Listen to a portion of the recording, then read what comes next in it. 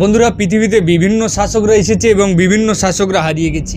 তা যদি দেখা হয়, আলেকজান্ডার থেকে শুরু করে চেঙ্গিস খানের মতো শাসকরা পৃথিবীতে এসেছে, বড় বড় সাম্রাজ্য তৈরি করেছে এবং সময়ের সাথে তারা আবার হারিয়েও গেছে।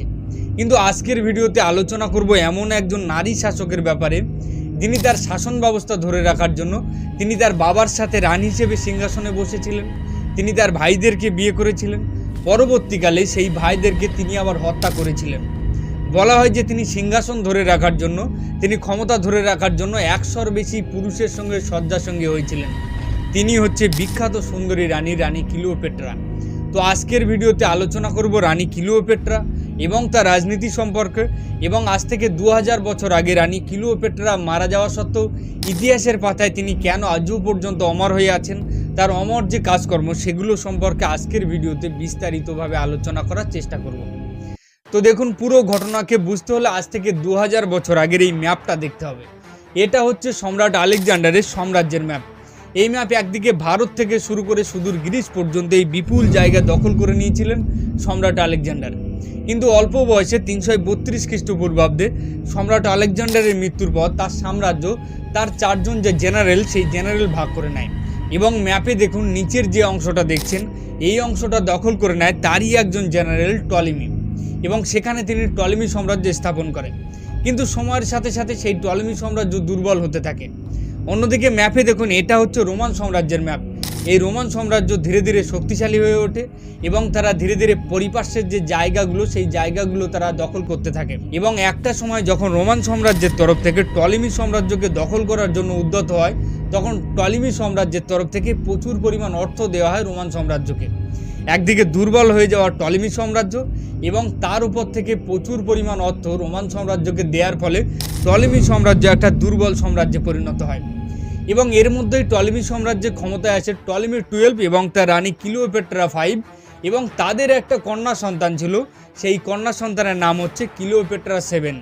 তো আজকের ভিডিওতে এই ক্লিওপেট্রা 7-এর ব্যাপারে আলোচনা করছে। ক্লিওপেট্রা 7-এর বুদ্ধিমত্তা, শিক্ষাগত যোগ্যতা, তার সুন্দরতা, তার সব কিছু যোগ্যতা দেখে তার বাবা তাকে রানী হিসেবে সিংহাসনে বসান। কিন্তু কিছুদিনের মধ্যেই তার বাবা টলেমি 12-এর মৃত্যু হলেই সমস্যা তৈরি হয়।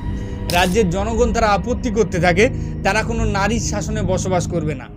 সেই কারণে বাধ্য হয়ে তিনি তার ভাই টলেমি 13-কে সিংহাসন দিতে বাধ্য হয়, এবং পরবর্তীকালে তিনি তার ভাই টলেমি 13-কে বিয়ে করে নেয়।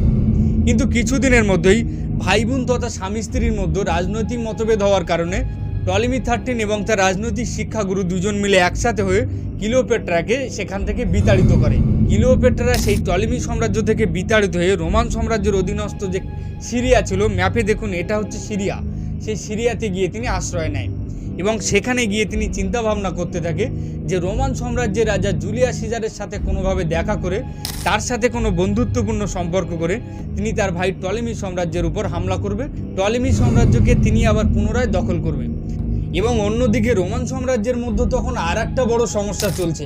রোমান সাম্রাজ্যের রাজা জুলিয়াস সিজার এবং তারই একজন বিদ্রোহী কমান্ডার পম্পোয়ের মধ্যে তখন রোমান সাম্রাজ্যে ভয়ঙ্কর গৃহযুদ্ধ চলছে।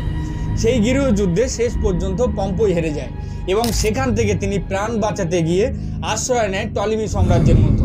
এবং টলেমি সাম্রাজ্যের রাজা টলেমি 13 তাকে আশ্রয় দেওয়া তো দূরের কথা, তাকে সে সময় হত্যা করে।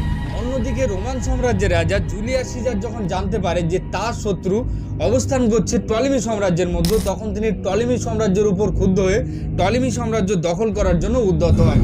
কিন্তু যখন তিনি সীমান্তবর্তী এলাকায় এসে পৌঁছায়, তখন তিনি জানতে পারেন যে টলেমি 13 তাকে হত্যা করেছে। সে সময় তিনি খুশি হয়ে টলেমি সাম্রাজ্যে যান এবং সেখানকার রাজপ্রাসাদে তিনি কিছুদিন থাকেন। অন্যদিকে সিরিয়াতে থাকা ক্লিওপেট্রা যখন জানতে পারে তারই রাজপ্রাসাদে অবস্থান করছে জুলিয়াস সিজার, তখন তিনি চুরি করে এসে জুলিয়াস সিজারের সাথে দেখা করেন এবং জুলিয়াস সিজারকে নিজের প্রেমের ফাঁদে ফাঁসিয়ে ফেলেন। এবং জুলিয়াস সিজারের কাছে দাবি করেন যে তার ভাই টলেমি 13-কে সরিয়ে তাকে সিংহাসনে বসাতে হবে। সেই মতো জুলিয়াস সিজার টলেমি 13-এর উপর হামলা করে এবং খুব সহজেই টলেমি 13 হেরে যায়। এরপর সিংহাসনে বসেন ক্লিওপেট্রা এবং বলা হয় যে তারপর টলেমি 13 মনের দুঃখে নীল নদের জলে গিয়ে আত্মহত্যা করে। জুলিয়াস সিজার এবং ক্লিওপেট্রার ভালোবাসায় তাদের একটা পুত্র সন্তান হয়। সেই পুত্র সন্তানের নাম হচ্ছে সিজারিয়ান। অন্যদিকে টলেমি সাম্রাজ্যের মধ্যে তখন আর একটা বড় সমস্যা তৈরি হয়। টলেমি সাম্রাজ্যের জনগণ তারা আপত্তি করতে থাকে তারা কোনো নারীর শাসনে বসবাস করবে না। সেই কারণে ক্লিওপেট্রা বাধ্য হয়ে তার সিংহাসন তার ছোট ভাই টলেমি 14কে দিতে বাধ্য হন এবং তিনি রীতি অনুসারে টলেমি 14কে বিয়েও করে নেন, কিন্তু তাদের মধ্যে কোনো ভালোবাসার সম্পর্ক ছিল না।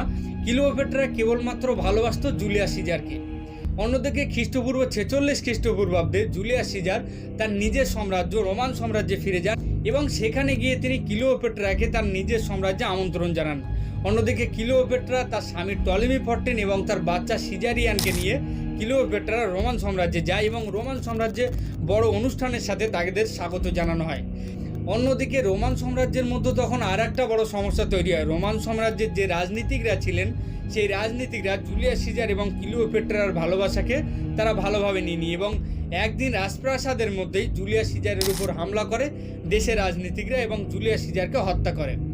জুলিয়াস সিজারের হত্যার পর ক্লিওপেট্রা রোমান সাম্রাজ্যের মধ্যে তার নিরাপত্তা সুনিশ্চিত নয় ভেবে তিনি তখন টলেমি সাম্রাজ্যের রাজধানী আলেকজান্দ্রিয়ায় পালিয়ে আসে।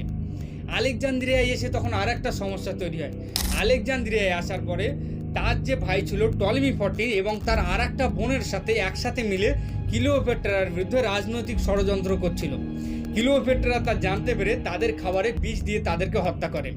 অন্যদিকে জুলিয়াস সিজারের মৃত্যুর পর ক্ষমতায় বসে তার পুত্র অক্টাভিয়ান। অক্টাভিয়ান ক্ষমতায় বসার সাথে সাথেই তিনি তার জামাইবাবু তথা রোমান সাম্রাজ্যের আরেকজন শাসক মার্ক অ্যান্টনিকে দায়িত্ব দেয় যে টলেমি সাম্রাজ্যের মধ্যে ক্লিওপেট্রা যে লুকিয়ে আছে তাকে সেখান থেকে ধরে নিয়েছে রোমান সাম্রাজ্যের মধ্যে নিয়ে যেতে হবে। সেই অনুসারে মার্ক অ্যান্টনি দুবার ক্লিওপেট্রাকে ডেকে পাঠায়, কিন্তু ক্লিওপেট্রা মার্ক অ্যান্টনির সাথে দেখা করেনি। 3 বারের মাথায় তিনি সুন্দর সেজে গুজে যান এবং যে নৌকাগুলো নিয়ে যায় সেই নৌকাগুলো সুন্দর করে সাজিয়ে নিয়ে তিনি মার্ক অ্যান্টনির সাথে দেখা করতে যান।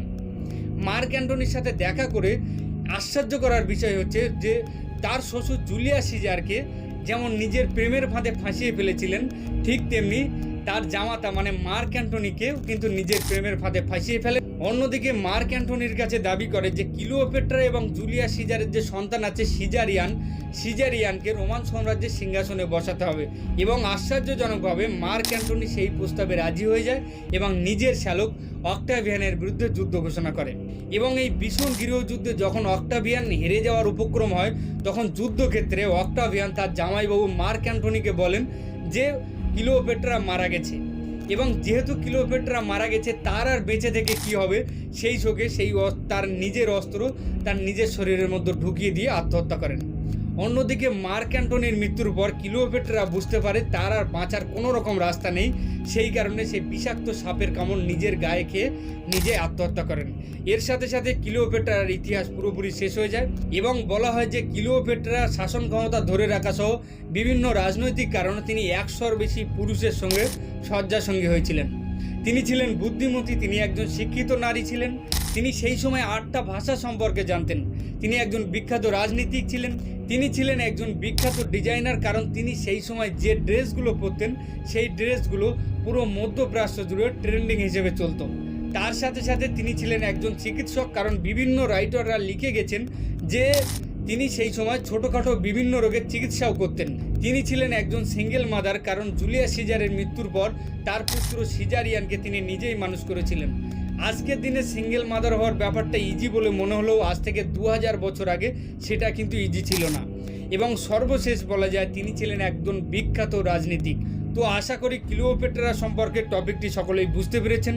এরকম ভিডিও আরও পেতে নিচে যে সাবস্ক্রাইব বটন আছে সাবস্ক্রাইব বটনে গিয়ে চ্যানেলটি সাবস্ক্রাইব করুন। ভিডিওটি দেখার জন্য সকলকে ধন্যবাদ। জয় হিন্দ।